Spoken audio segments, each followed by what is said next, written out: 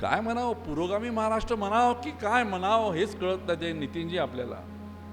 शेकेजी हे कसं म्हणावं आपण त्या ठिकाणी, ज्या महाराष्ट्रामध्ये कुंभमेळ्यासाठी 35,000 कोटी रुपये खर्च होतात आणि त्याच महाराष्ट्रामध्ये सरकारी शाळेमध्ये मास्तर देण्यासाठी पैसे नाही, अशा प्रकारचं शासन पाहते.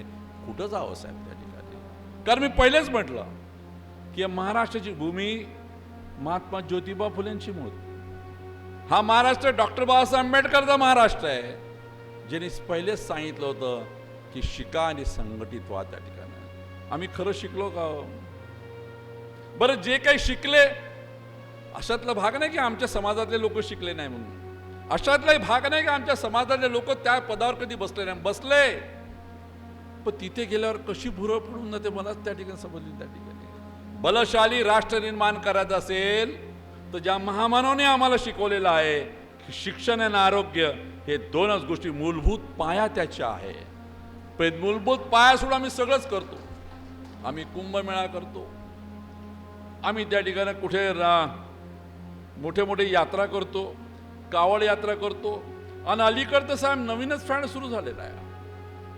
शासकीय पैशानं मंदिरं बांधायचे. मला समजूनच नाही त्या ठिकाणी एवढं श्रीमंत झालो का आम्ही एवढं श्रीमंत? देवाच्या यात्रेला शासनाचे पैसे घेऊन जा. वा रे वा. ह्या ज्या संतांनी आपल्याला सांगितलं मनी नाही भाव आणि देवा मला पाव, त्याचं कुठंतरी आपण काहीतरी आत्मचिंतन करणार आहे काय करणार त्या ठिकाणी.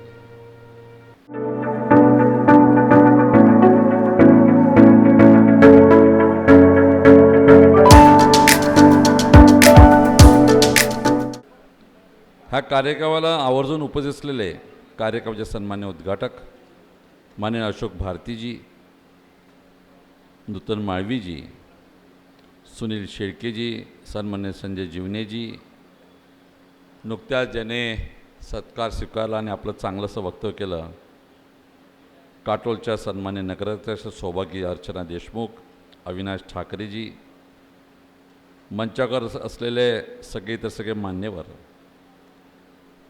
या कार्यक्रमाचे मुख्य संयोजक नितीन चौधरीजी,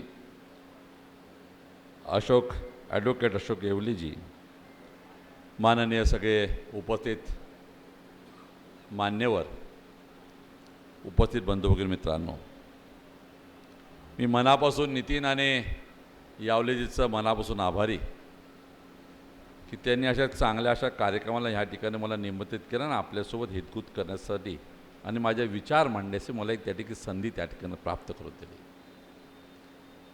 माझ्या अगोदरच्या वक्त्यांचे विचार मी ऐकले आणि विचार त्यांचे ऐकत असताना ते विचार जे मांडत होते त्यांची ती पोटतिडकी पाहिली मी त्या ठिकाणी. ती मी ॲनालिसिस केली की पोटतिडकी कशी असावी आणि समाजाचं खऱ्या अर्थानं भलं होण्याच्या दृष्टिकोनातून ज्यांची विचारधारा पक्की असते त्यांचे आपलं भाषण देत असताना किंवा विचार मांडत असताना पोटतिडकी ही महत्त्वाचा विषय असतो. ते फार कमी लोकांकडे आजकाल त्या ठिकाणी आपल्याला पाहायला मिळते.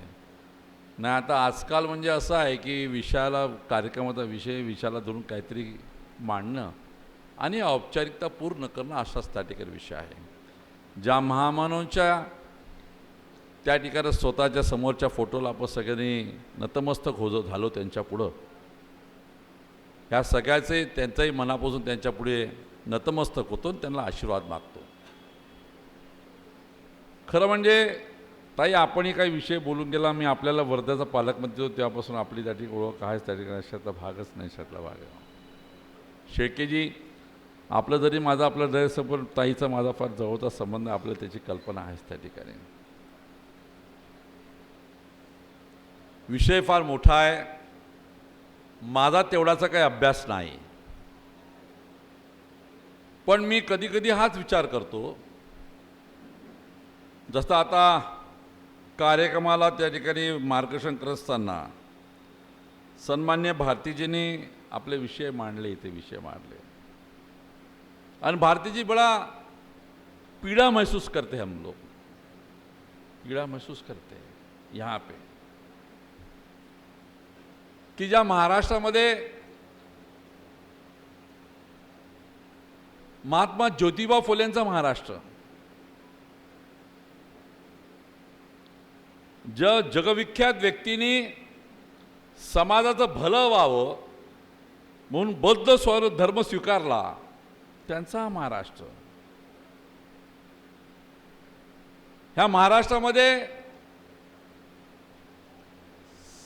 सामाजिकदृष्ट्या मागासलेल्या लोकांचं भलं झालं पाहिजे, त्यांचं चिडून गेले नाही पाहिजे म्हणून स्वराज्य स्थापन करणाऱ्यांचा हा महाराष्ट्र.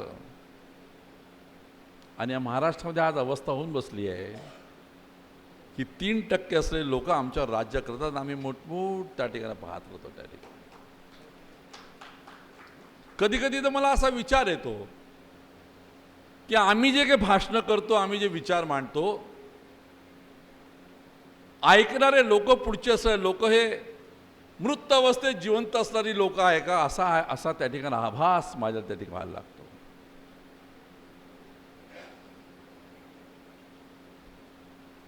हे हळूहळू आपण, I may be wrong also, मला एखादं माझं चुकू शकतं, आपण विचारवंत आपण सांगू शकाल त्यामध्ये, आम्ही हळूहळू गुलाम व्हायला लागलो आहे.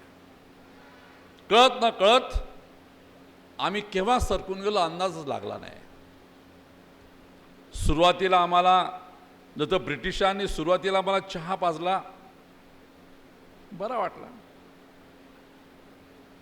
गुलाम होऊन गेलो आम्ही. तसं सुरुवातीला आम्हाला स्वप्न दाखवले,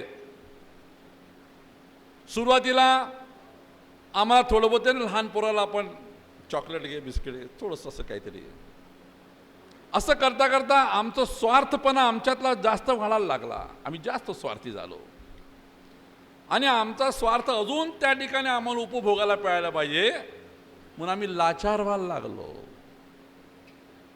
आणि लाचार होता होता आता आम्ही गुलाम व्हायला लागलो आहे. काय म्हणावं, पुरोगामी महाराष्ट्र म्हणावं की काय म्हणावं हेच कळत नाही. नितीनजी आपल्याला, शेकेजी, हे कसं म्हणावं आपण त्या ठिकाणी, ज्या महाराष्ट्रामध्ये कुंभमेळ्यासाठी 35,000 कोटी रुपये खर्च होतात आणि त्याच महाराष्ट्रामध्ये सरकारी शाळेमध्ये मास्तर देण्यासाठी पैसे नाही, अशा प्रकारचं शासन पाहते. कुठं जावं साहेब त्या ठिकाणी? कारण मी पहिलेच म्हटलं की महाराष्ट्राची भूमी महात्मा ज्योतिबा फुलेंची मूळ. हा महाराष्ट्र डॉक्टर बाबासाहेब आंबेडकरचा महाराष्ट्र आहे, ज्यांनी पहिलेच सांगितलं होतं की शिका आणि संघटित व्हा. त्या ठिकाणी आम्ही खरं शिकलो का? बरं, जे काही शिकले अशातला भाग नाही की आमच्या समाजातले लोक शिकले नाही म्हणून, अशातलाही भाग नाही की आमच्या समाजातले लोक त्या पदावर कधी बसले नाही, बसले, पण तिथे गेल्यावर कशी भुरळ पडून ना ते मलाच त्या ठिकाणी समजली. त्या ठिकाणी कर्तव्य विसरूनच गेलो, भुरळच पडली आम्हाला, लोटांगण घालतो आम्ही त्या ठिकाणी. आणि हे समजा आम्हाला वेळच ओळखता नाही आलं तर मग आता तो दिवस दूर नाही, आम्ही त्या ठिकाणी गुलामीसारखं वागायला त्या ठिकाणी सुरू होऊन जाऊ. त्या ठिकाणी एखाद्याने आवाज काढला की या राज्यामध्ये जिल्हा परिषदच्या आणि नगरपालिकेच्या शाळेमध्ये मास्तरांना व्यवस्था नाही आहे, क्वालिटी ऑफ एज्युकेशन मिळत नाही आम्हाला, त्यासाठी व्यवस्था सांगा काय सरकारकडं. आजही आमच्या समाजातले राहणारे लोक दुर्दैवाने त्याच्याकडे समजा आरोग्याची व्यवस्था एखादा प्रश्न निर्माण झाला तर ढसाढसा रडतात, डॉक्टरची बिलं देतात. सरकारी आजही आरोग्य व्यवस्था आम्ही ठीक करू शकत नाही लोकसंख्येच्या त्या ठिकाणी हिशोबाने धरून. याच्यावर कधी बोलणार आहे की नाही बोलणार? त्या ठिकाणी ही असती तर ह्या महाराष्ट्रामध्ये प्रायव्हेट डॉक्टरचं अशा प्रकारचे कत्तलखाने उभे झाले नसते.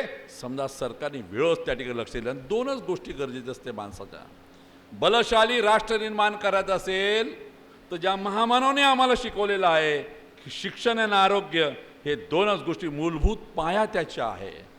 मूलभूत पाया सोडून आम्ही सगळंच करतो.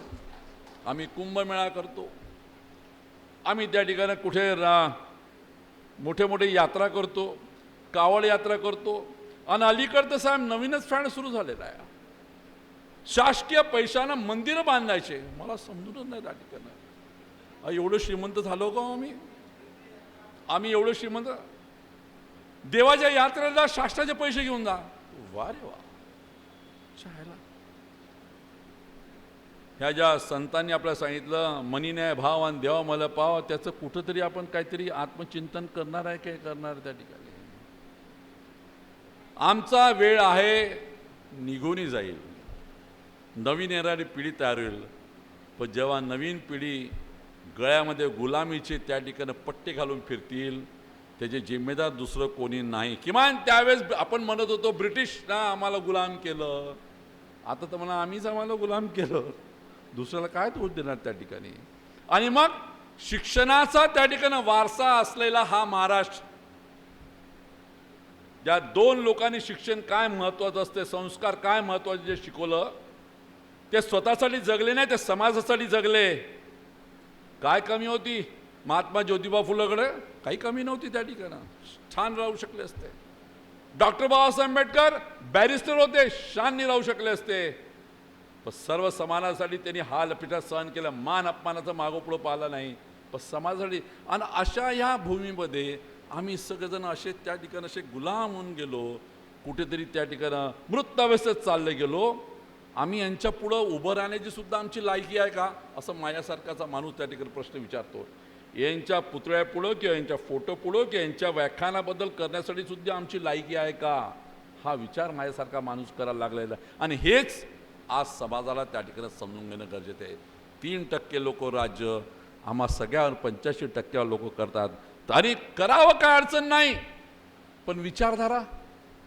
आणि आता तर आपली विचारधारा संपवण्याची वेळ आणणार आहे. ते शिक्षणाच्या अशा पद्धतीने शिक्षण देणार आहे की उद्या येणारी पिढी एखाद्या कोण महात्मा ज्योतिबा फुले, एखाद्या लोक ते येणारी पुढची वेळ एखाद्या कोण डॉक्टर बाबासाहेब आंबेडकर, कुठली घटना, कुठलं संविधान विचारण्याची वेळ ह्या देशामध्ये येऊ नये असं वाटत असेल तर प्रत्येकानं आज उभं झालं पाहिजे.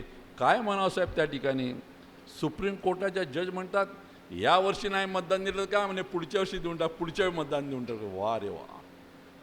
आणि ह्या स्टेटवर सगळे लोक ज्या संविधानाच्या भरोश्यावर आहे देशामध्ये, राष्ट्रपित्यापासलं राष्ट्रपतीपासलं तर सरपंचापर्यंत जे पदार बसले ते सगळे ह्या स्टेटमेंट नंतर गपचूप राहतात.